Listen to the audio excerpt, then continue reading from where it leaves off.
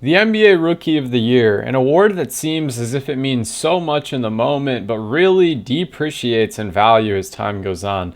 We've never heard someone say, oh, Larry Bird is higher all time than Magic Johnson because he won the Rookie of the Year over him. Yet during the moment, it seems so relevant, it seems so important. Today we talk the Rookie of the Year argument and discuss a few questions regarding the topic, such as, does winning matter when discussing this award? What matters more, the stats or the impact that the rookie has on the respective roster, and finally, who I think will be winning this season's Rookie of the Year award. As always, I encourage you guys to leave your opinions on this topic down in the comments below and let me know what you dislike about what I say, and I am also open to hearing if you do like what I say. For starters, let's get into the question on winning. Usually the Rookie of the Year goes to the man who has the most impressive stats or who is putting most people on a highlight reel.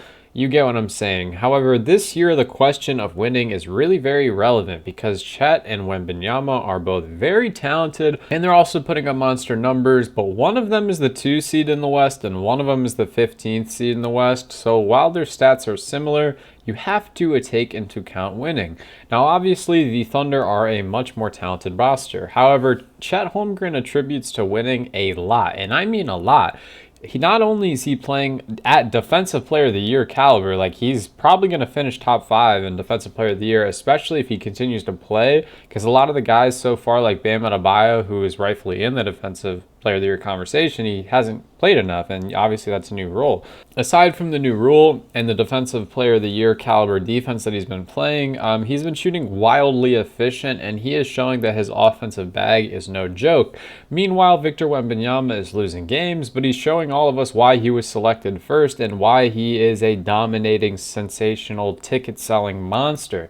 He's leading the rookies in points, in rebounds, in blocks, and in steals.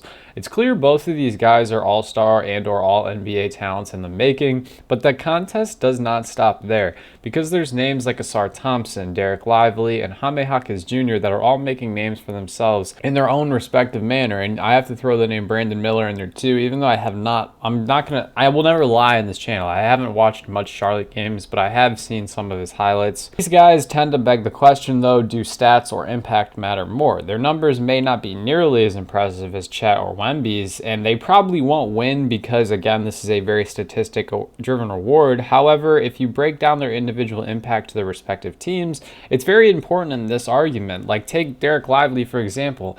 Where would the Mavericks be this season as he nearly leads the team in rebounds and blocks, and he's shooting 74% from the field? Now, his stats aren't insanely as impressive as he's just short of averaging a double-double on both sides of the ball, but what he does do for this team is exactly what he's supposed to. He's a great vertical lob threat for Luka Doncic and Kyrie Irving, who plays stellar defense for a rookie. He will definitely be on the all-rookies team. Just like Asar Thompson in Detroit, these guys are both, obviously, in Detroit, they're not winning as many games, but they are very, very, very fun and very talented to watch. Asar Thompson is he might make a defensive team as a rookie, not just the rookie team, but a defensive team. And not to mention, he is an excellent, more than above average rebounder for his size. As for the majority of the season, he was averaging 10 rebounds, and at one point in the season, he was actually 4th in the whole league, not just rookies in rebounds per game.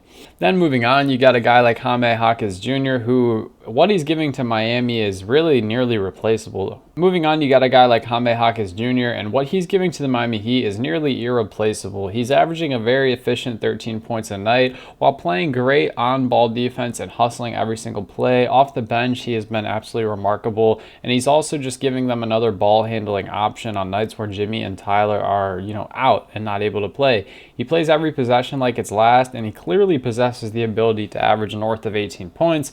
However, he's very comfortable just playing his role and taking the minutes that Eric Spoelstra is giving him. And then, as I mentioned, I haven't watched much of him, but Brandon Miller is doing relatively well in Charlotte, but because it's the Hornets, nobody's going to notice or give him any flowers for averaging a not-so-efficient 15 points a game. However, the one thing I will give Brandon credit for is his game is looking better and better each and every game. He's just figuring out the league as rookies do, figuring out what works, what's too much, what's too little on the aggression standpoint.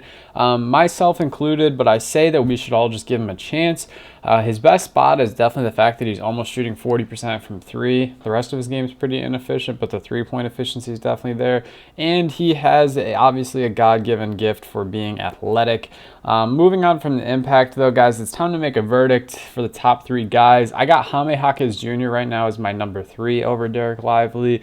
At number 2, I have Victor Wembanyama, and at number 1, I have Chet Holmgren. And that just goes back to the beginning, guys. I personally do think winning matters when the race is this close. The numbers aren't drastically different, Chet and Wemby's numbers. However, it's just a matter of fact that Chet is winning at the highest level in the Western Conference as a rookie, making an instant impact. And while Victor is definitely making his own impact, it's just not directly leading to winning. What do you guys think, though? I know this was a short video today, but I had to get this out in a little bit of a rush. Hope you guys have a great rest of your day. Stay happy, healthy, and blessed. Peace.